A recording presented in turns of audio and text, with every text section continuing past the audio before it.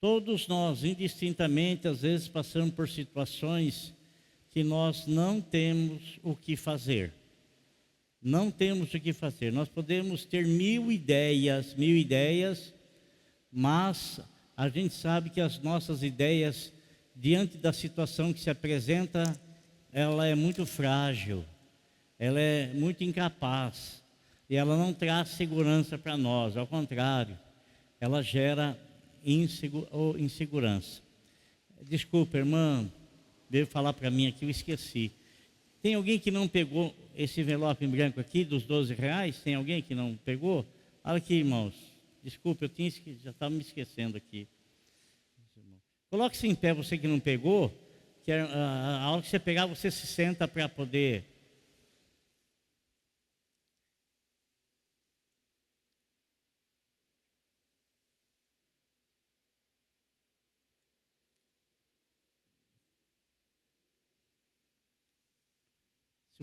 Quem pegou pode se assentar, por favor.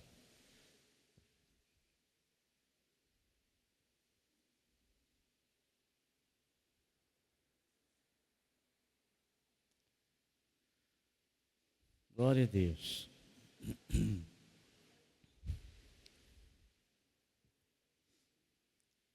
Amém? Então, voltando, tem situações, irmãos, que nós não temos o que fazer. Eu quero ler 2 versículos aqui na palavra de Deus e quero que vocês me acompanhem em nome de nosso Senhor e Salvador Jesus Cristo. É no livro de 2 Reis, capítulo 18, versículo 3 e versículo 5. Segundo livro de Reis, capítulo 18, versículo 3 e versículo de número 5. Está escrito assim: Ezequias fez o que era reto aos olhos do Senhor, segundo tudo o que Davi, seu pai, havia feito. Versículo 5. Ezequias confiou no Senhor, Deus de Israel, de maneira que não houve ninguém como ele entre todos os reis de Judá, nem antes, nem depois dele. Amém? Vou ler novamente. Ezequias fez o que era reto aos olhos do Senhor, segundo tudo que Davi, seu pai, havia feito. Versículo 5. Ezequias confiou no Senhor, Deus de Israel, de maneira que não houve ninguém como ele entre todos os reis de Judá, nem antes, nem depois dele. Amém? Há um versículo na palavra de Deus, no Salmo, que diz que nós devemos confiar no Senhor em todo o tempo. É lógico que é muito mais difícil você confiar no Senhor quando todas as coisas estão saindo bem ao contrário daquilo que você espera, por aquilo que você luta, por aquilo que você busca, por aquilo que você deseja.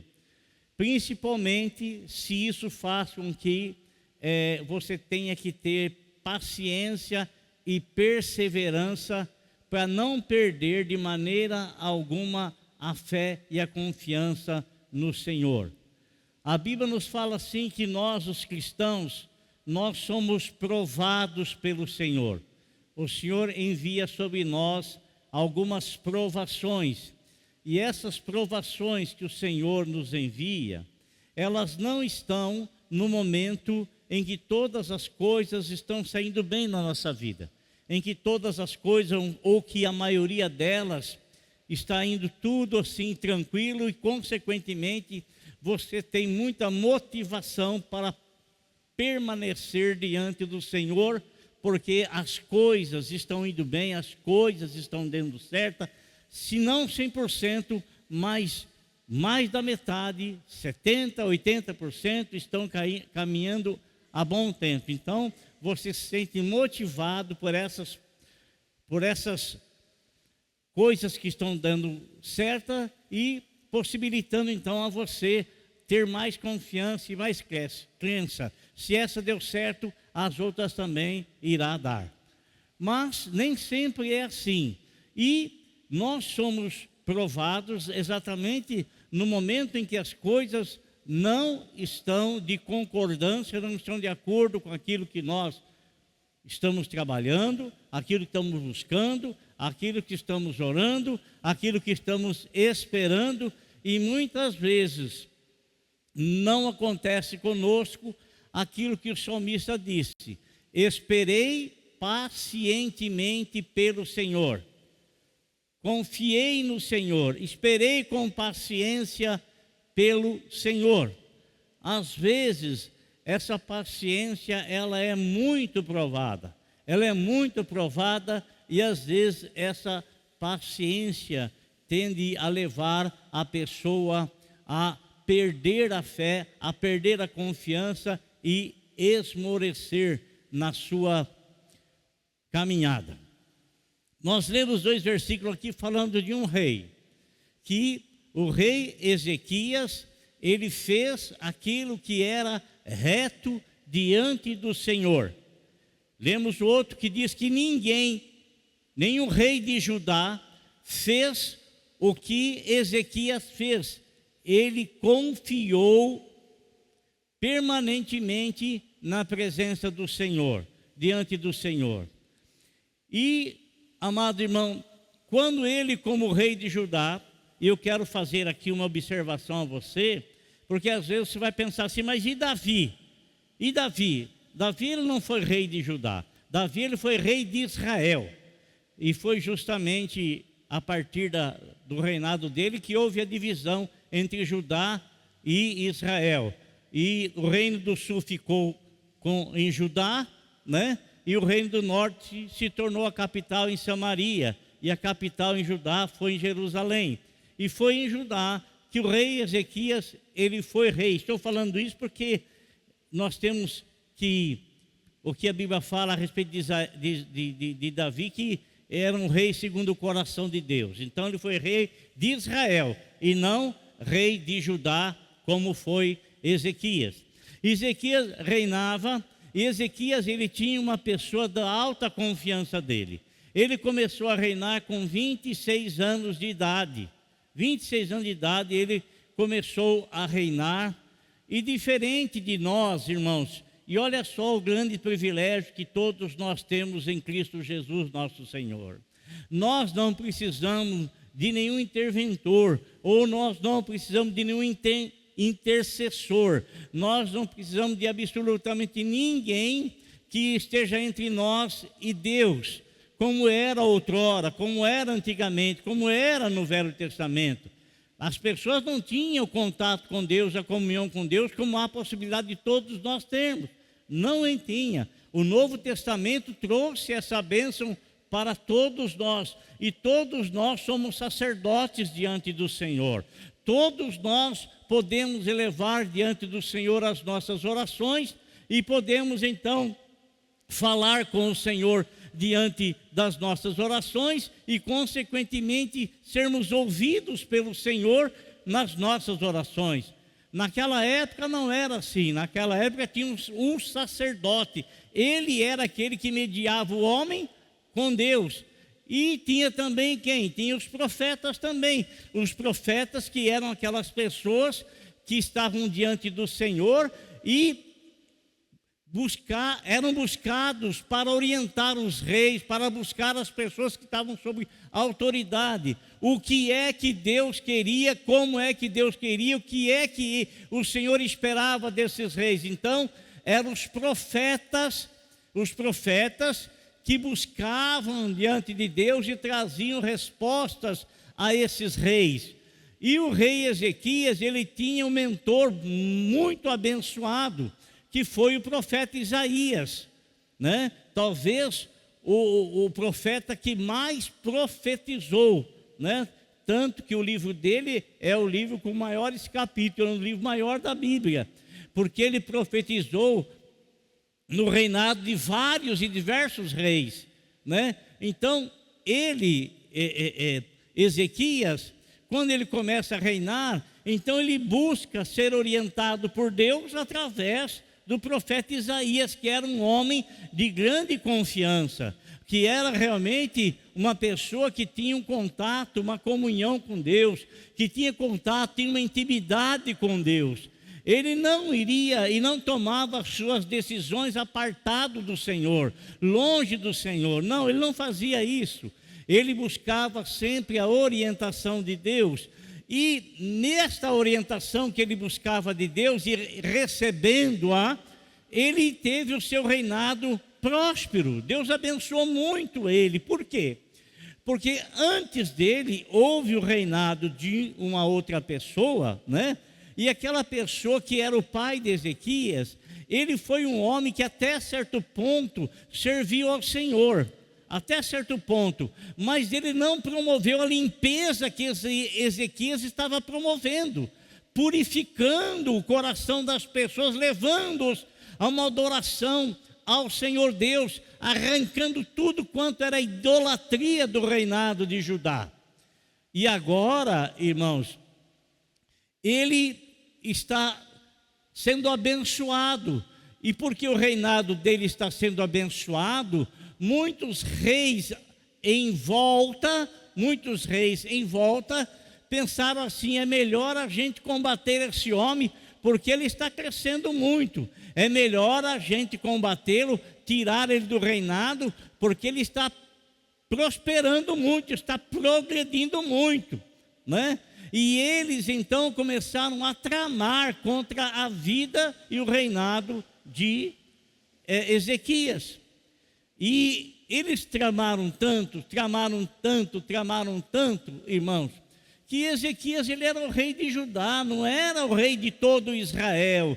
Judá era pequenino, os exércitos de Ezequias era pequeno, e Deus estava fazendo esse povo prosperar, porque a mão do Senhor estava sobre ele, porque ele se preocupou em buscar a ajuda do Senhor, buscar a orientação do Senhor e fazer tudo quanto essa orientação vinha e lhe era dada. Ele fazia tudo de acordo, né? Olha, irmão, quando nós fazemos tudo de acordo com a vontade do Senhor, tudo de acordo, em concordância com a vontade do Senhor, né? Deus nos traz suas bênçãos, nos traz suas bênçãos sim.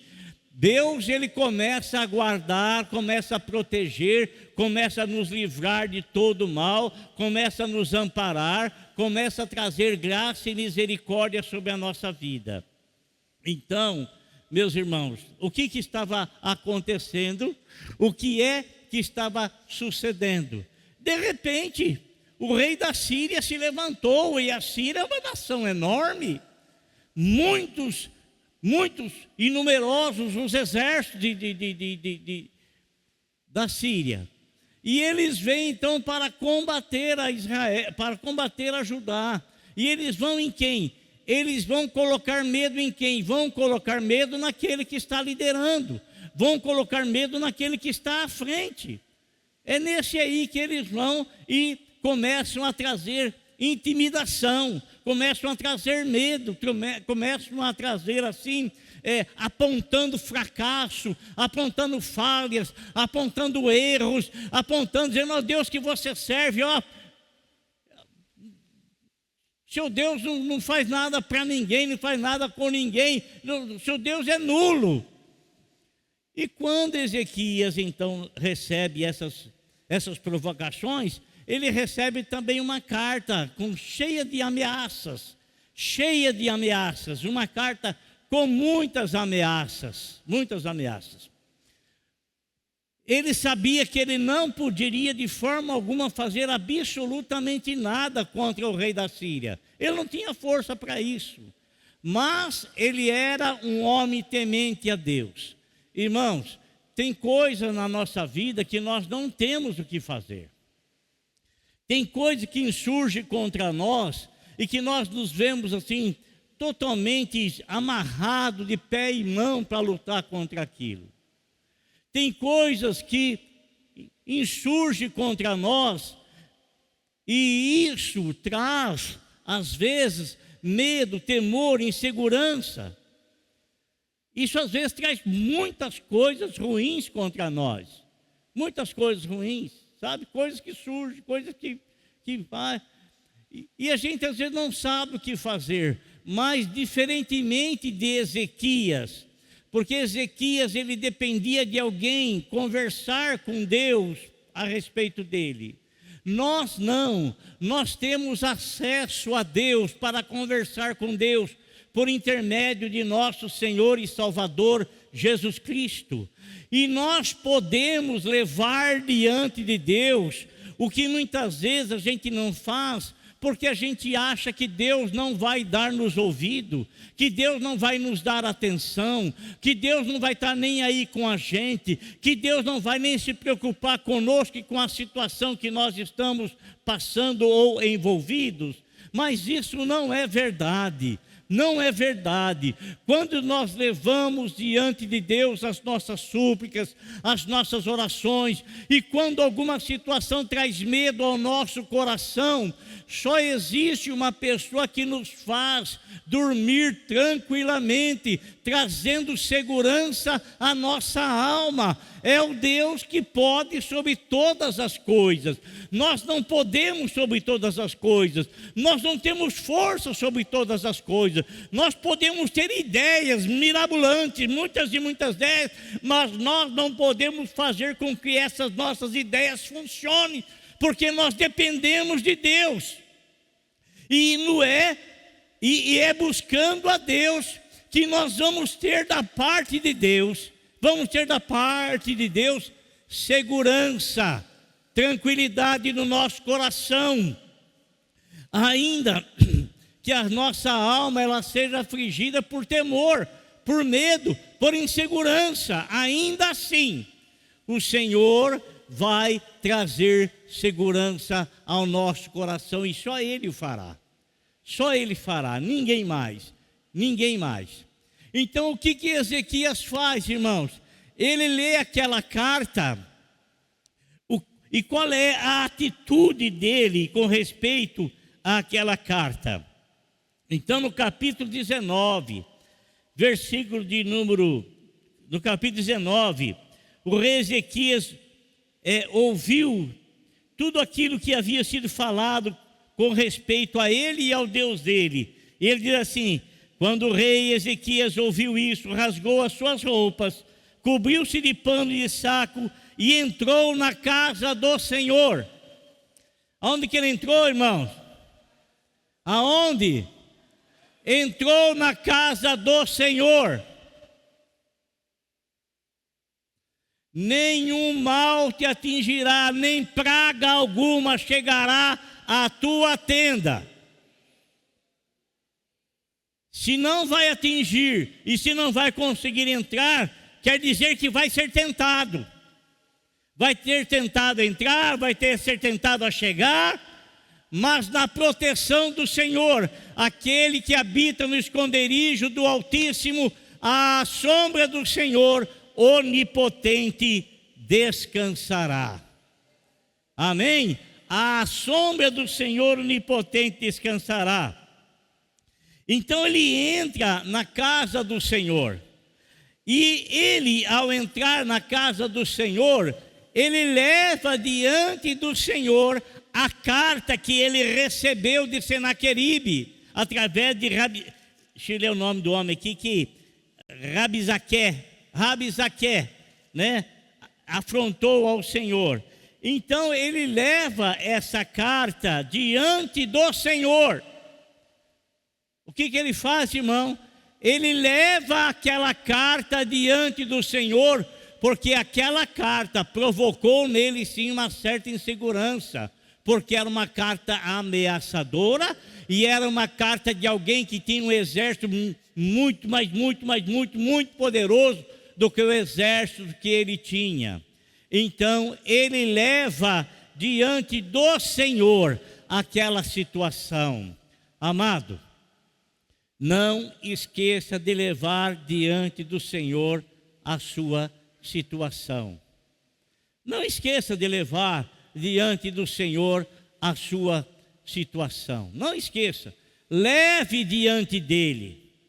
Por que que nós devemos levar diante dele? Porque ele continua cuidando de cada um de nós. Ele continua cuidando de nós e, consequentemente, das coisas que nos diz respeito. Ele continua cuidando de nós e, consequentemente, amado, das coisas que estão ligadas a nós direta ou indiretamente. E você pode ter certeza de uma coisa: as coisas que estão vindo diante de ti, e você está tendo conhecimento, e consequentemente você poderá levá-las diante do Senhor, o Senhor cuidará delas. E o Senhor também cuidará daquelas coisas que estão nas escondidas, que estão nas ocultas, aquelas coisas que estão sendo feitas, faladas, tramadas, as ocultas. Ele também cuidará das coisas, para que essas coisas não venham a atingir, porque aquilo que é tratado às ocultas tem o objetivo de pegar desprevenido. Mas aquele que confia no Senhor, aquele que tem a sua palavra e tem a sua vida diante do Senhor, o Senhor continuará cuidando e continuará zelando. Amém? Ele vai continuar. Lembra daquela palavra que está escrito: nenhuma ferramenta preparada contra ti. Você se lembra daquele versículo? Nenhuma ferramenta preparada contra ti. Se está sendo preparada, ela não está sendo anunciada, ela está sendo preparada às ocultas, às escondidas. Ela não está sendo anunciada para que você não tome conhecimento, para que você não se proteja contra ela. Mas aquele que te guarda, ele não dorme, ele não tosqueneja. Aquele que te guarda não dormita. Aquele que te guarda não tem cochilo. Aquele que te guarda, esse te protegerá. Amém, irmãos? Então está escrito assim no capítulo 19, versículo 14 de Ezequias, de 2 Reis. Ezequias recebeu a carta das mãos dos mensageiros e a leu. Então Ezequias subiu à casa do Senhor e estendeu aquela carta diante do Senhor.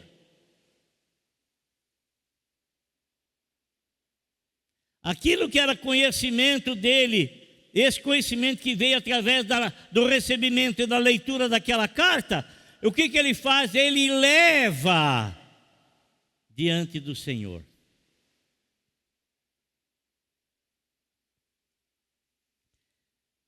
Ezequias orou ao Senhor dizendo: ó Senhor Deus, Deus de Israel, que estás entronizado acima dos querubins, somente tu és o Deus de todos os reinos da terra. Tu fizeste os céus e a terra. Ele está enaltecendo a onipotência de Deus. Diante daquilo que trouxe medo a ele enaltece a soberania, o poder, a autoridade. Ele enaltece o Deus onipotente, onipresente, onisciente. O Deus, o Senhor dos exércitos, ele está enaltecendo. Está enaltecendo. Por quê? Porque ele não tinha poder de lutar contra os autores daquela carta e das ameaças que estavam lá. Então ele chama o Deus que ele estava servindo, o Deus que ele estava tendo comunhão, o Deus a quem ele estava tendo relacionamento, estava tendo contato com ele através do profeta Isaías. E ele vai dizendo o seguinte: inclina, ó Senhor, os ouvidos e ouve. Abre, Senhor, os olhos e vê. Ouve as palavras de Senaqueribe, as quais ele enviou para afrontar o exército, para afrontar o Deus vivo. É verdade, Senhor, que os reis da Síria assolaram todas as nações de suas terras e lançaram fogo nos deuses deles, porque não eram deuses, mas objetos de madeira e pedra, feitos por mãos humanas. por isso os destruíram.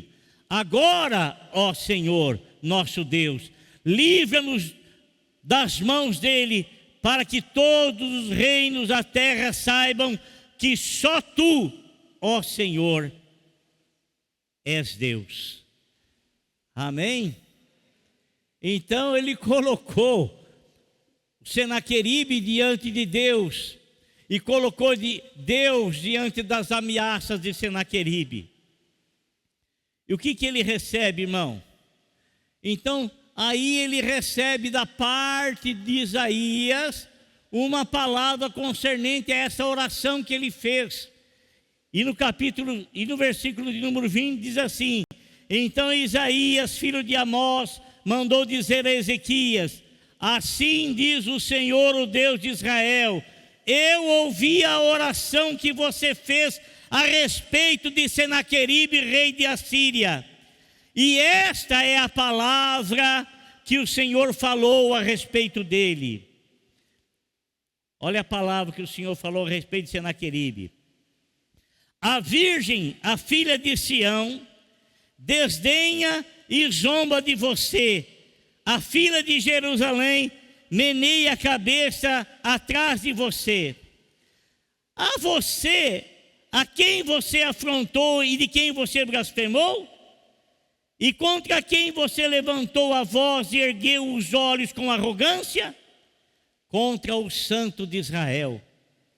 Por meio de seus mensageiros você afrontou o Senhor e disse: com a multidão dos meus carros de guerra, eu subi ao alto dos montes, aos mais interior do Líbano.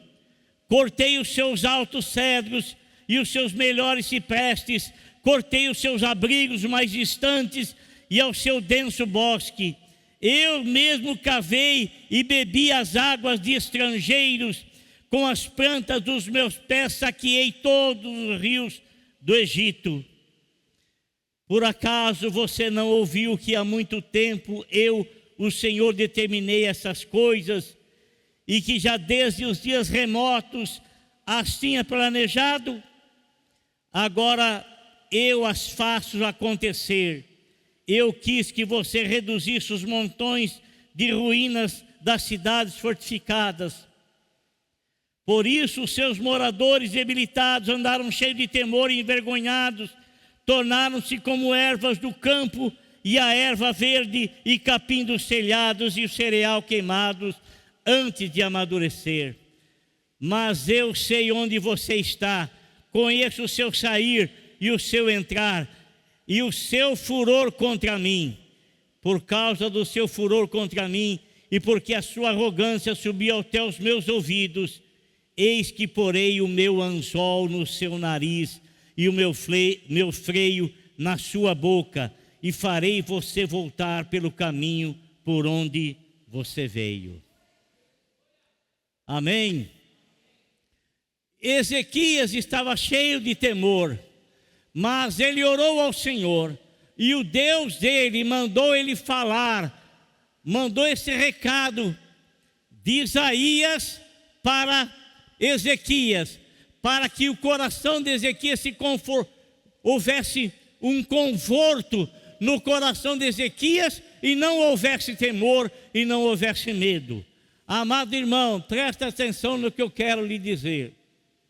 Não tenha medo, não tenha temor daqueles que atacam você, que insurgem contra você, ou que tramam contra você. Não tenha temor.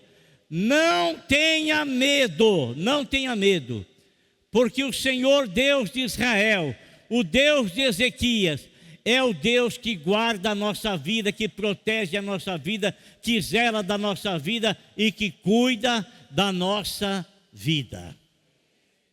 Amém? Não tenha medo. Eu sei que você já passou por duras provas na sua vida.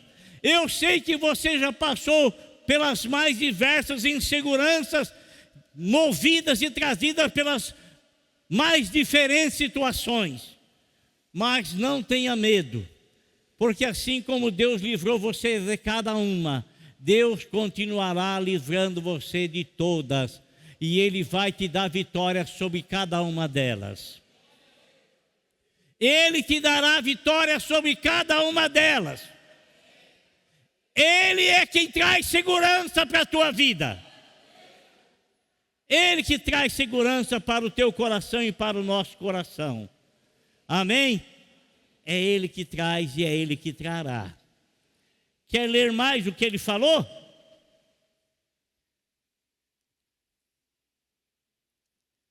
O Senhor deu um sinal para Ezequias de tudo quanto ele estava falando. E que sinal foi esse? E isto será o sinal para você, rei Ezequias.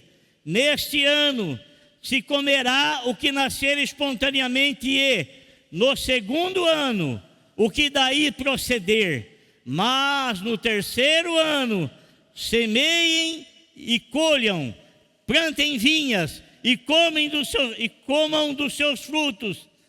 Aqueles da casa de Judá que escaparem e ficarem como remanescentes, tornarão a lançar raízes e a dar frutos, porque de Jerusalém sairá o remanescente e do monte Sião que escapou. O zelo do Senhor fará isso. Portanto, assim diz o Senhor a respeito do rei da Síria: ele não entrará nesta cidade e nem lançará nela flecha alguma. Não virá adiante dela com escudo, nem construirá rampas de ataques contra ela. Pelo caminho por onde vier, e por esse voltará, mas nessa cidade não entrará, diz o Senhor, porque eu defenderei esta cidade para a livrar do amor, para a livrar por amor de mim e por amor do meu servo Davi. Glória a Deus. Deus, Ele vai continuar guardando a sua vida. Vai continuar protegendo a sua vida. Glória a Deus. Amém. Então fala para o teu irmão, Ele continua cuidando de você.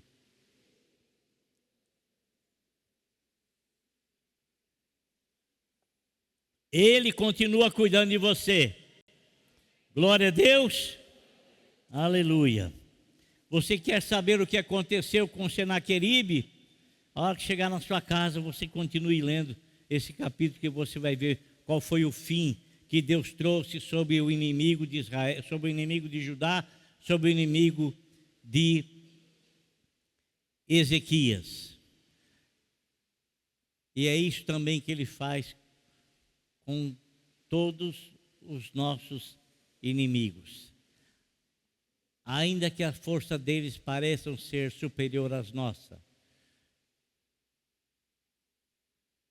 mas é Ele que cuida de nós. Amém?